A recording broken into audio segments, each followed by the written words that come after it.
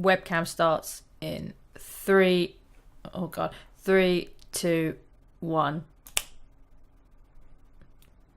Let's guess how many times this game is going to crash while I try to do all this at once. My computer is barely able to just play the game on its own to do all this at the same time. It's going to be interesting.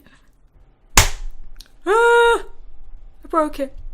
Hello everyone, welcome to Yooka-Laylee. As you can see, have you noticed? Yes, I had a new hairdo. No, I have a camera. Like, is that amazing? It's not really that amazing. You know, we have the technology. What a time to be alive. Yeah, so I got a webcam. It's not as fancy as the camera I wanted to get, but it will do for the time being. So now you get to see my ugly mug in videos. Because that's what everybody really, really wants. Oh my god. So if you don't know anything about Yooka-Laylee, it's a 3D platformer. It's a spiritual successor, as I call it, to Banjo-Kazooie, a game as you... Hey, I don't know if I could go up here. Sorry, I've played quite a lot of it so far. I have my own game, basically. Oh, that's a really satisfying noise.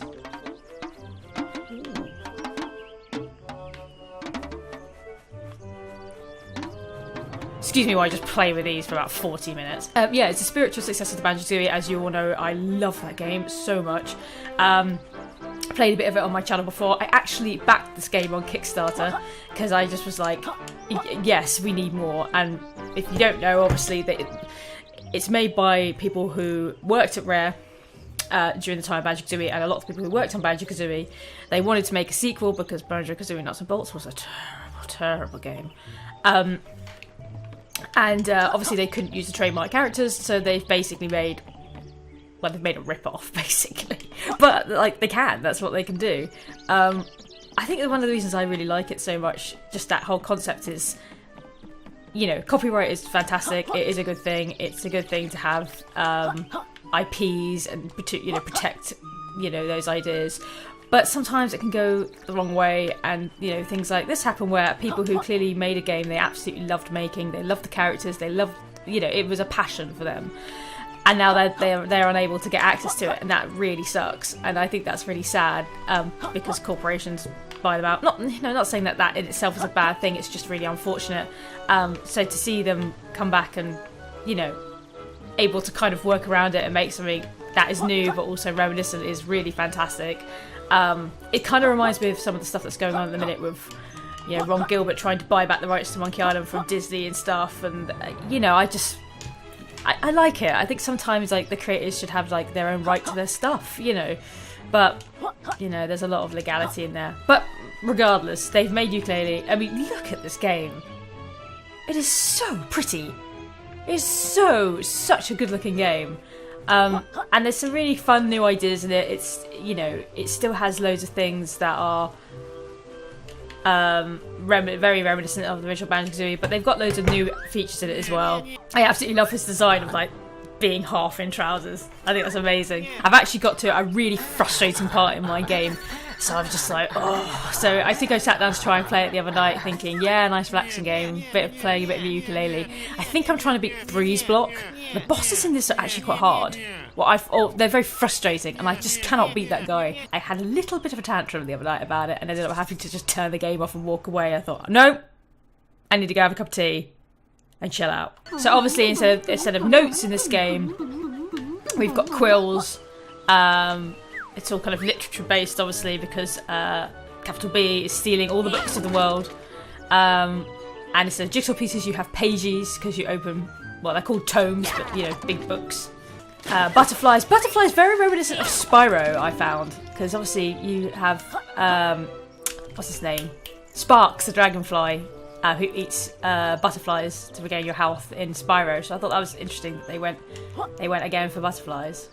Everything just looks so fresh and just... Oh, and obviously the music's very reminiscent of Banjo-Kazooie. I think it's the same guy. I think it is. I bought... when I backed the game, I got the version that got me the whole game. It got me an early access as well, but I must confess I never actually got around to playing the early access. An art book / manual, so you get kind of like an old Nintendo 64 style manual. In a PDF version, not a physical version, unfortunately. Though you could get a physical version of the game on N64. I don't know if it actually played on N64. I think it just looked, you know, it was a cartridge, and I didn't realise you could get that. I thought, oh, that would have been really cool, but then I thought, what am I really going to do with that? I probably would have framed it. I probably would have actually used that. I thought Yuki was going to be a girl and Laylee was going to be a boy, but they've seemed to have switched it back to sort of your classic Banjo-Kazooie where Yuki's a boy and Laylee's a girl. I don't know. I guess it doesn't matter, but I was kind of excited that I was quite looking forward to the role change, quite frankly. I thought, oh, it'd be nice if like the girl's the main figure, but it's okay. It's alright. I do wonder that kind of that whole concept of sort of corporation now owning that IP is sort of in this game via capital B owning all the books and like owning all the stories. But I don't know. I think maybe it is actually. I think it's sort of quite tongue-in-cheek, kind of, you know, we know that this is the situation, so heck, let's make a game out of it. Let's go. I like how he's basically like, Scram, they didn't think to lock the door though. You know? I love how you know Trousers about because you want to see his phone going off, and he's got that old like 80s brick phone. I love also that they obviously kept that old Banjo-Kazooie thing of everything has to have eyes. Everything has eyes. When I was a child, that scared the shit out of me. I found it really creepy that things had eyes. But kind of got around it now. Although I must admit, in this game, I find it quite hard to tell like what might hurt me and what is a good thing. Because there's actually an enemy which is just these googly eyes. And basically they attach themselves to inanimate objects that are around them.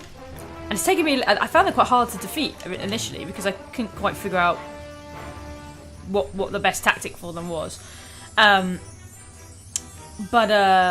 they seem to use the same eyes they use for those enemies. They kind of use on everything. So I have a hard time sort of figuring out, like, will this thing try to kill me or is this thing okay? So yeah, it plays, at the minute it's playing fairly similar to the original Banjo-Kazooie, but they start adding some really cool moves, and I don't know, I like some of the extra add-ons. There's like the slurp move, which we'll learn a little bit later. I think that's so cool. I think that concept's amazing. The whole idea that these things like berries and you can eat them and you gain extra states and things. It's very similar in a lot of ways to the egg firing in the original Banjo-Kazooie, but it's just a little bit more. There's more to it, and I just think that's really cool. I really like that. I think it's a bit more intuitive and it's got better puzzles and stuff involved. I also like your little save icon is a floppy disk. So funny. I also find it interesting in this game. Obviously, honeycombs were a symbol of good things in Banjo-Kazooie because you were a bear and honey was like delicious. Whereas this, because the bad guy's a bee, honeycombs are now like a sort of symbol of evil. I find that really interesting. Oh yeah, you get a power bar in this game, which I find really unusual. I must confess, one of the few things I don't get in this game is the power bar. I think, I don't really see the point in the power bar. But I don't know. Maybe later in the game it makes more sense. Actually later I think you learn like a camo move, because obviously you're a chameleon, so you learn like a camouflage move. And I guess if you did that all the time, then the game would become crazy easy, because you could just avoid everything. So. And the flying ability. Okay, actually, yeah, power bar does make sense. It just makes more sense in the later game than it does in the early game. Yeah.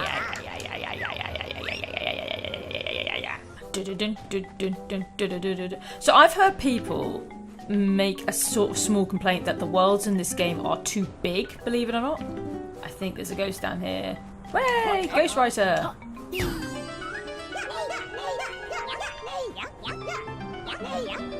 So these are like your Jinjos of the game, the Ghostwriters. These are quite intriguing actually, because you have to do something slightly different every time you capture one of them. So that one is always, the one I've just picked up is always passive, and you can just pick him up. But the one that's talking now, which I think he's up around the corner there, you have to chase him around a bit.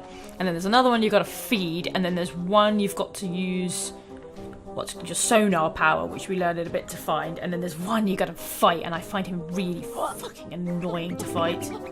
Oh no, I missed one. There we go. Again, I quite like the initiative of it. I like the fact that it's a little bit different, but I also find it a little bit frustrating as well, because I don't know, the game's sort of about collecting, and the harder it is to collect those things, especially with the amount of stuff in this game to collect, it's just kind of like, oh, just let me freaking pick him up. I think this is the one that's got the guy at the top you got to feed. Yeah. Burp. Yep, that's the one. There he is. So this is the one you got to feed. But we haven't learnt that move yet. So attractive. So you buy new moves using your quills, which is quite nice because the quill, like the notes in the original game, you always were a bit like, I don't really know why I'm collecting these. So in this game, they actually have like a much better purpose than just collecting.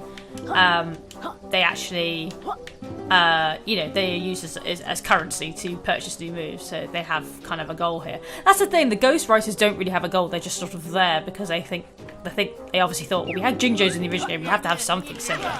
But you're like, well, do you really? I mean, I'm glad they do, but you don't have to. You don't have to do that. Look at Nimble. Look at his face. Actually, I think it's a her. I think that's how I look usually. As I said, the bosses in this game I personally found to be really tricky. Which is kind of weird to me because there wasn't really bosses in the original banjo-kazooie. Well, there kind of were. You had Grunty, and some of the levels had sort of bosses. They had things like that big crab, I think his name's like Snips or something, in Treasure Trove Cove and stuff, but they weren't really bosses. They were just a slightly harder enemy. They were fairly sort of tame. Whereas in this game, there seems to actually be a boss of every world, and they're not like an end game of the world. You can sort of do them at any, I say at any point. You usually have to unlock a move or expand the world to get to them, but yeah, they're just really tough, and I haven't defeated any of them yet. I've been trying to fight Breezeblock, but I find him really annoying. I find Breezeblock really difficult to tell like if I'm actually doing any damage to him, which is really annoying because I just think, well, is what I'm doing right? I don't know. And this world's boss is called Rampo, who is like, I swear to God, it's impossible. I've actually read somewhere that it's best to just wait till the later game when you get the flying move, which is exactly what I'm going to do, because you have to basically... He's called Rampo because you have to roll up a ramp and then hit him in the face. But to get up the ramp is just so difficult. And the idea that you can just kind of thwart it by learning a move later is like, why would you bother? Just come back, you know. 30 quills. I think we've got 30 quills. Were you guys counting? I wasn't counting. Oh, stop talking and show me the monies. So here we go. This is very sharp. Oh, sorry. We can afford one move for this. So I've usually gone Body Slam first, but I might go... I think I'm going to go Slurp Shot this time. I think I'm going to do it. Yeah, like there's 8 or 9 worlds in the original. In this one, there is use only 6, but you can basically the whole point is you can expand them. You can only expand them the once. I thought you could expand them more than once. It's the way they sort of taught you how to do it. I thought, oh, you can come back and expand it a few times, but no, you can only expand it the once. Yeah, basically, like, this world, there's parts of it I can't get to. So I think there's a big mountain over there. I can't get to the top of that yet, no matter how hard I try. So look, now I can eat these snowballs. And I can feed Mr. Fatty Boombassi up here. Hello, Fatty. Hello, Greedy Guts. Nom nom nom nom nom. You can pick it up. Yeah, so you can expand the worlds instead, which I think is actually a really cool idea. I mean, I think I personally would have preferred more worlds to expanding them, but I still think it's a cool idea and I can appreciate that, how it's a little bit different, and yeah, I think it's quite fun.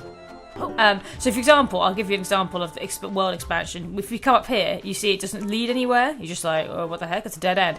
But obviously, as you expand the world, you can head up that way and do another little quest for Pagey. I think you can get 10 pages in every world straight up. And then I think it adds another... I think it might even add another 15. Let me add view totals. No, it adds another... Oh, no. Yeah, it adds another like 15 pages when you expand the world, which is really cool.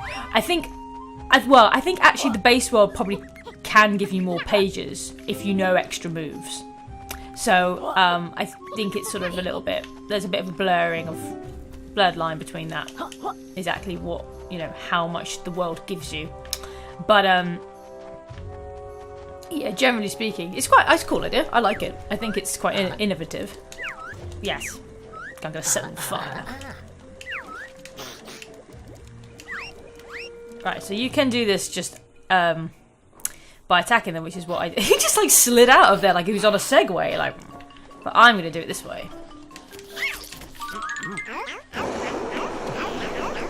Look at that. Great. See, that's what happens when you get slurped up. See, that's cool. That's really cool. I like that a lot.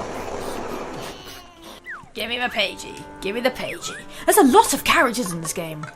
Like, a lot of characters. Way more characters than the original Banjo-Kazooie. And, like, recurring characters. Like, this Clara turns up loads. And then there's a cart called Cartus who turns up in every one. Well, I think he turns up at every level. I've seen him in 2 so far. And you've got these 3 little pigs, but I've only seen them turn up once. You've obviously got Trousers, who teaches you moves. You've got Dr. Puzz, which is kind of like the mumbo-jumbo of this game. Oh! I may have forgotten I didn't have the body slam yet. How embarrassing. Who else is there? There's more than that. There's Vendy, the vending machine. There's a lot of stuff in this game. There's a lot of characters. There's quite a lot of different mechanics, and I quite like most of them. I think sometimes it feels a little bit like they were trying really hard to make it more like they knew that they had to do something a little bit more like complex than the original Banjo-Kazooie, because times have changed. We have the technology now, guys. We have the technology.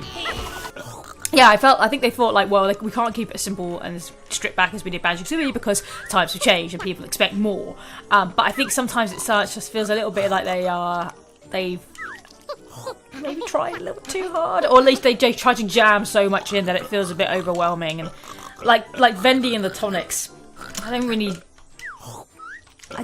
well, I don't know, I guess it does kind of work as a fun mechanic.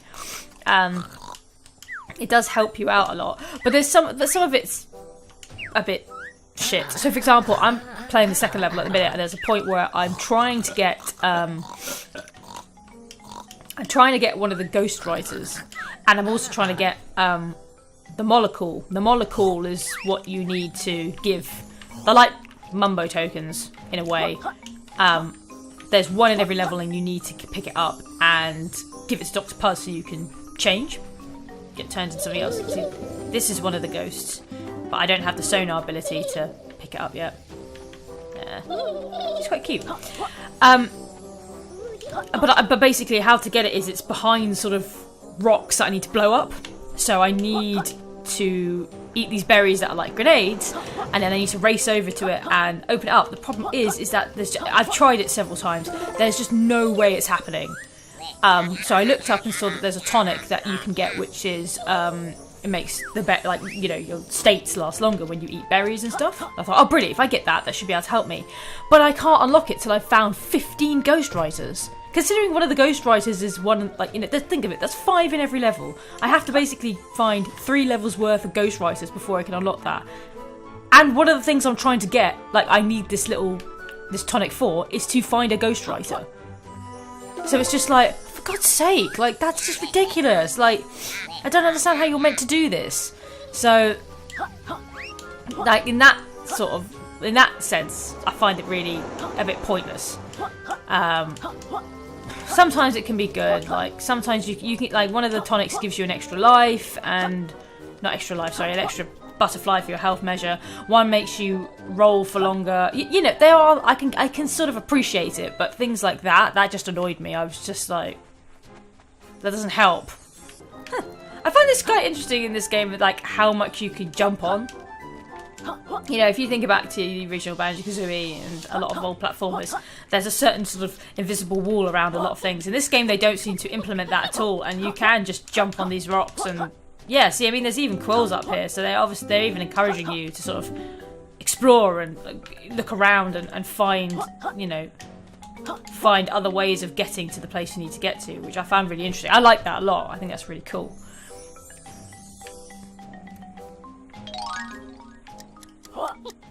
Right, where am I going? Oh, for God's sake. I did this first time in my game. How am I being such special about this?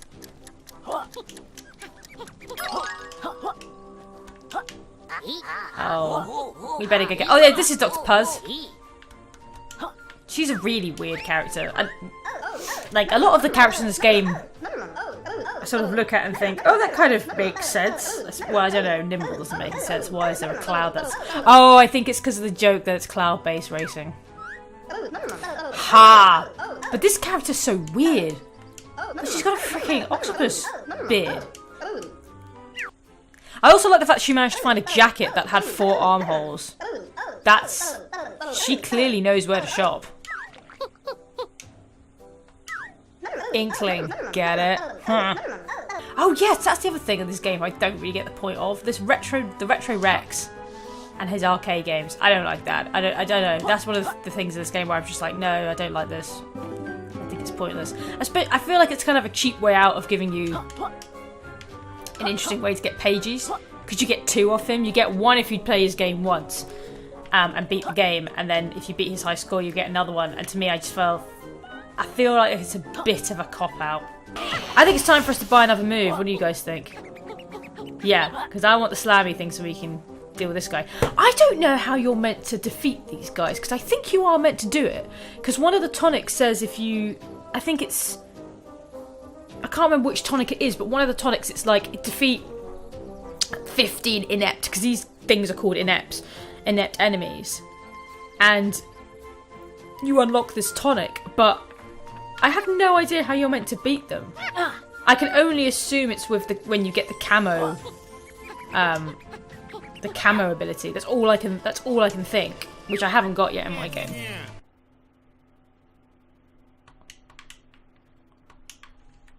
Uh-oh. I think my game just crashed. No!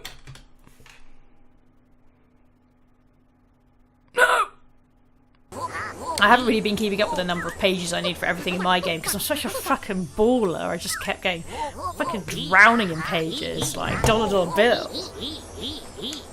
So I just don't pay attention. I don't ask the price, honey. I just pay for it. So yeah, fine. So here is showing you how the world's expanded. So that path I obviously went up before. Now Shovel Knight's there, because why the hell not? Nimbo! Yeah. Friend. Back to trousers, because I want to learn this friggin'... Are you serious? That's the one we want. That's the one. Anyway, as I was saying just before my game crashed, I noticed that he's called Trousers Worldwide Incredible Traders, which spells twit. Missed that one on my first play. That breathing of the enemies, they're upstairs. But it's so off-putting. Just get an inhaler and get on with it, guys. Quiet. Girl, hey Vendy. Hey girl. Bat friend. Take the bat friend into custody. Custody. I am the bat friend. Oh my god. Are these like... I didn't realise this. I didn't realise they were like achievements. I didn't realise that if you open them in one game, you open them in another. That's fucking awesome. Oh, now Vendy... No, Vendy's now my friend. Vendy's awesome. She can stay in the game. Oh god, yeah. That's so cool.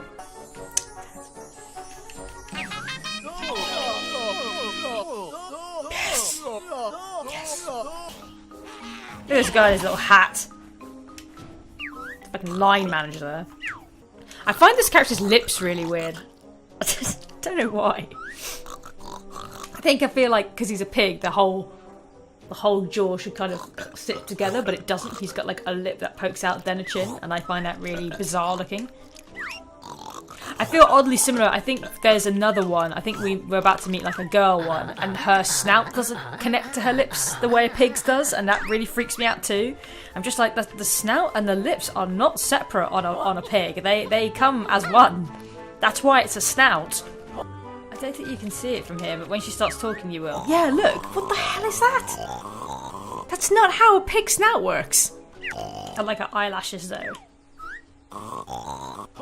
There's 2 ways you can get here. You can either walk along the edges, which I did once, and then looked over the side and was like, oh, I see, because there's like nothing.